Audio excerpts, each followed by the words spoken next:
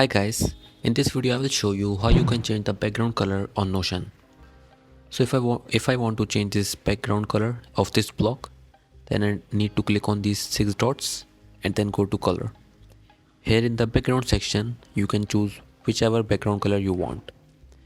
You can see that the background color has been changed.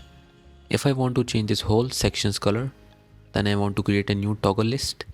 For that, click on the plus icon and then search for toggle list. After creating this list, you need to select all these items and then move them to toggle list.